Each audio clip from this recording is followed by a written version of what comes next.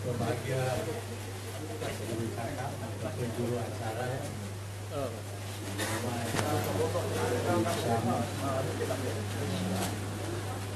Nurdin, seterusnya penduduk kampung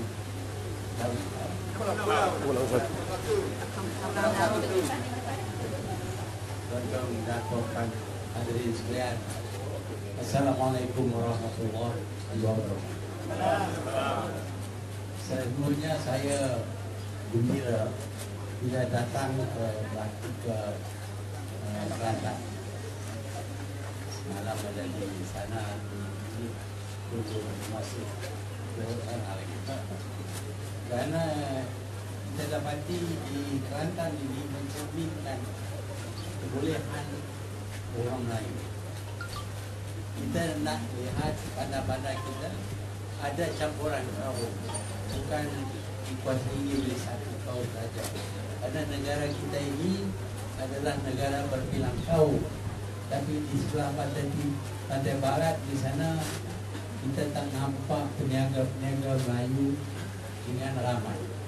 Mereka kurang berminat buka kedai dalam bandar kerana lambat nak jadi milenial. Dia nak cepat jadi milenial. Semua perniagaan yang besar-besar saja, tapi duit tak ada. Nak buat perniagaan yang besar dia tak ada, pinjam lah. Tapi kadang-kadang pinjam tak bayar, susahlah nak pinjam kemudian.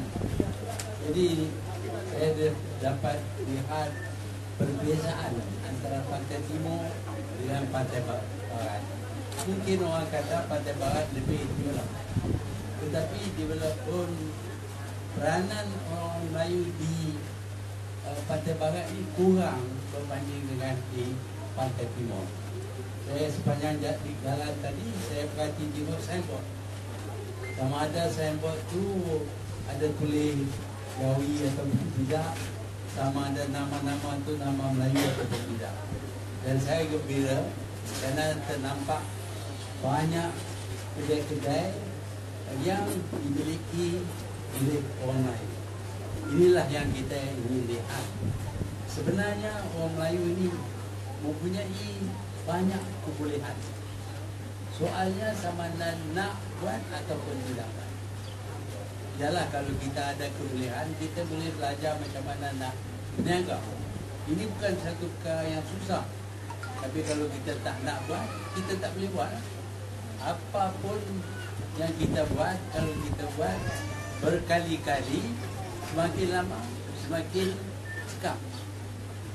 Sebab itu, walaupun pada mulanya tak begitu berjaya, kita kena cuba juga dan cuba sekali lagi. Ini saya cerita ini pengalaman saya. Bila saya pergi belajar nak jadi doktor, saya punya kelulusan itu rendah berbanding dengan budak-budak lain yang bukan Melayu. Tetapi memandang bahawa saya tidaklah sebaik mereka, saya terpaksa lebih tekun belajar. Saya baca buku, saya baca berkali-kali, kadang-kadang sampai 10 kali, sehingga dia macam mana ke, tanpa sengaja dia terlekat. Macam mana kita baca Quran, kita boleh hafal bahagian-bahagian dalam Quran. Begitu juga kalau kita baca buku berkenaan dengan perubatan berkali-kali. Saya dapati bila saya masuk periksa, saya boleh nampak muka surat. Kalau ada soalan, muka surat yang berkenaan dengan soalan itu saya nampak dan saya boleh jawab. Sebab itu saya akhirnya lulus juga lah, walaupun bukanlah penuntut yang terbaik. Jadi apa juga kerja yang kita buat, kalau kita buat berkali-kali, dia akan jadi lebih baik. Dan lepas itu kita juga mesti tahu bahawa cara kita bekerja mesti ditingkatkan.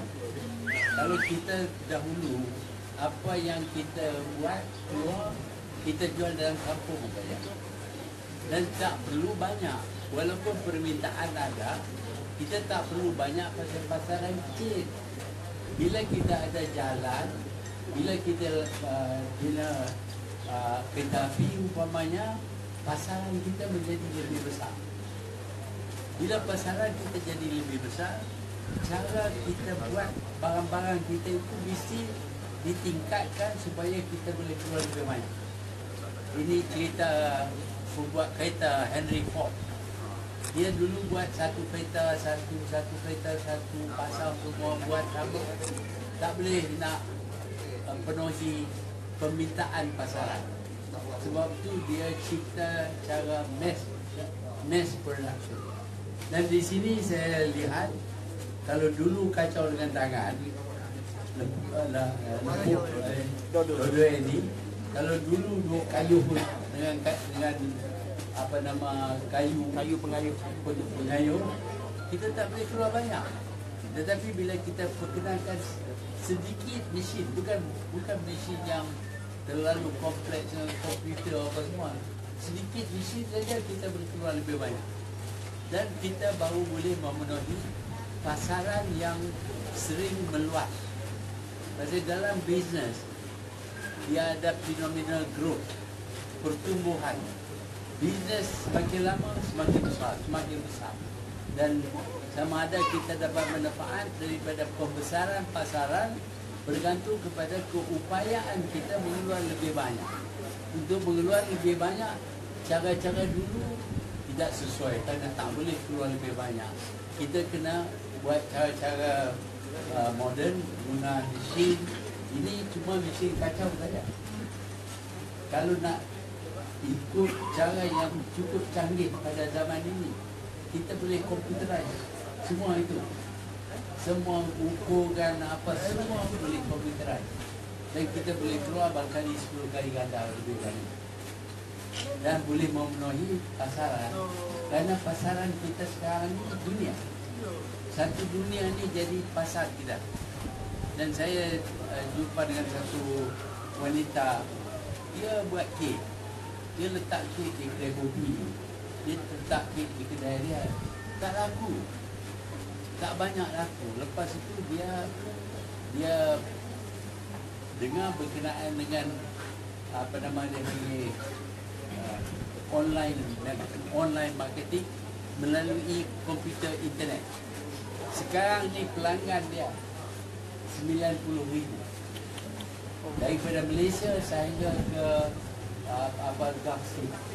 Pelanggan begitu banyak sebab online kita tak payah nak, kadang-kadang tak payah nak ada kilang pun. Duduk di rumah buat sambal goreng saja, sambal apa nama ikan bilis saja, masuk dalam plastik, kita boleh jual melalui internet ke seluruh Malaysia. Dan hari ini pun kalau di KL lah, saya tak tahu di sini, kita siap makanan tengah hari. Ada orang telefon saja, dia sampai minta nak makan itu, nak makan ini. Ada kedai yang bekal, yang siap bekalan untuk makanan tengah hari. Dan ada orang yang kerja lain tak ada, dia angkut daripada tempat pengeluaran kepada pejabat-pejabat. Jadi dulu kita boleh lah tengah hari ke bandar kecil, balik rumah, makan, siap dimakan, isteri siap. Tapi sekarang ni nak balik rumah kalau di KL 2 jam baru nak sampai rumah. Nak patah balik nak bayar kerja 2 jam lagi.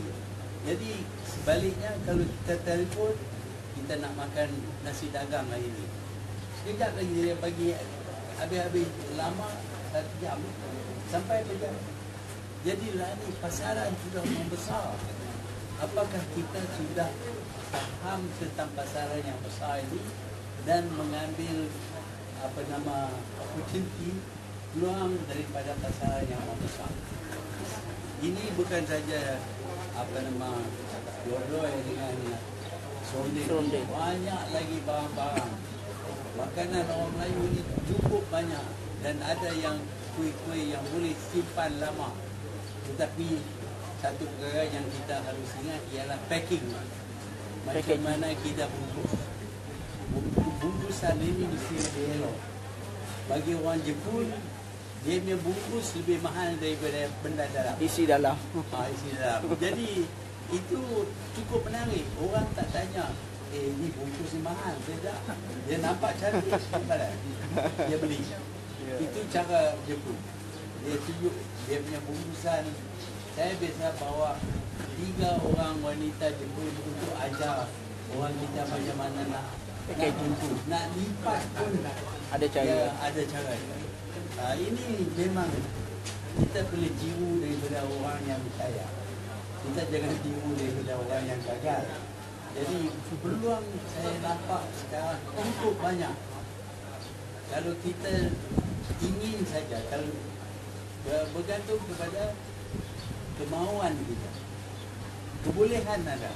Saya percaya orang Melayu tak kurang daripada segi akal fikiran dan juga, tapi budaya, kita punya budaya tak kenal.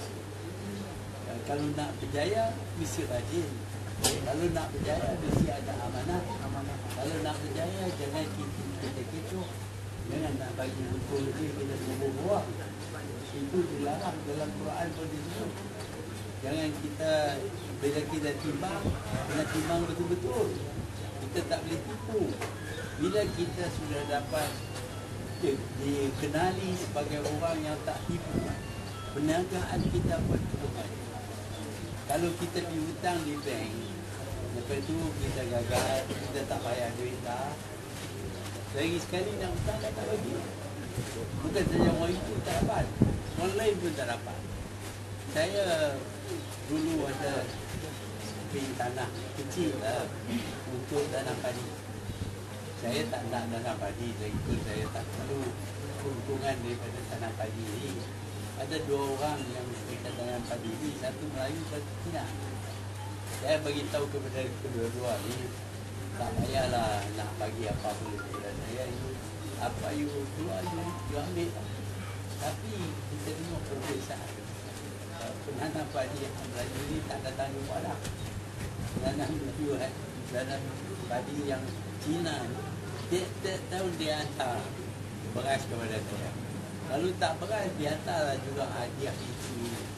Jadi ini public relation.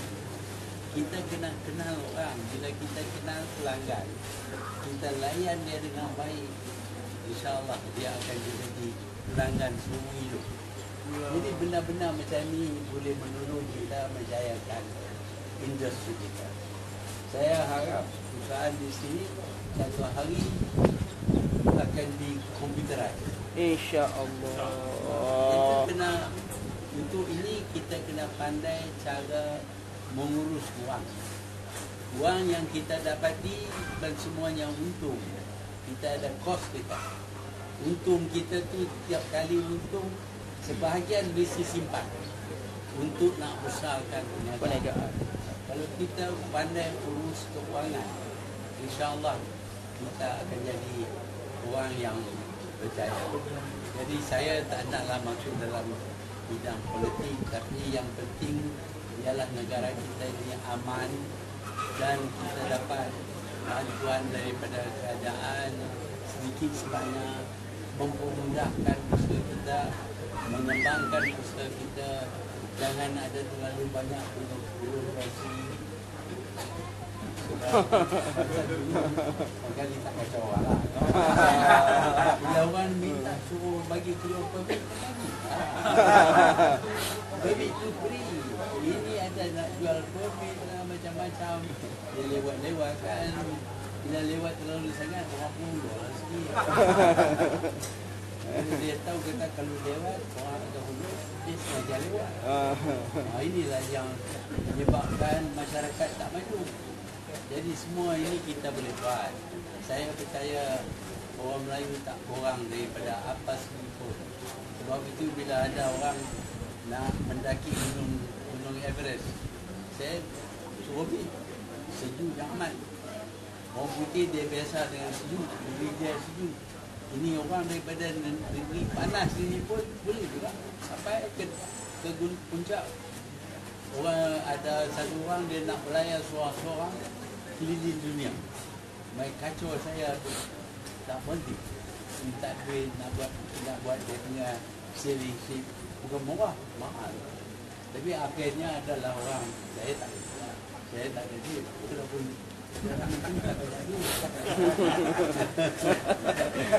Tapi dia dapat duit asal, dia buat bot dia di Australia dan dia belayar. Menunjuk bahawa kita boleh buat. Ada satu orang lagi, dia nak berenang lintasi selat English. Selat English. Nak buat apa? Ini bukan dapat apa pun. Dia berenang. Dia berenang di silat jalan. Luas selat English itu cuma 21 kilo. Ya, 21 batu ya. Tapi dia silat jalan dia kena buat 40 batu. Kita boleh buat. Yakinlah kita boleh buat. Tapi kita kena jaga. Jangan kita buat benda yang tak baik. Benda yang tak betul. Dengan urusan kita dengan pelanggan, mesti yang terbaik dulu. Orang Jepun, dia anggap pelanggan dia sebagai dia punya tuan. Apa pelanggan nak buat? Nak dia kena bagi. Itulah cara nak maju. Sebab itu kita perkenal dulu lukis, lihat pandang ke timur. Bila kita pandang ke timur, kita nampak Korea, kita nampak Jepun, kita nampak negara-negara ini dulu miskin, sekarang ni bukan saja kaya, tetapi dalam bidang teknologi mereka sudah jauh lebih baik daripada orang-orang barat. Jadi kita juga boleh jadi demikian. Tapi saya tak dapat masa banyak. Dulu lama-lama Singapura orang naik benci. 22 tahun cukup. Banyak lagi yang saya nak buat. Saya idea banyak.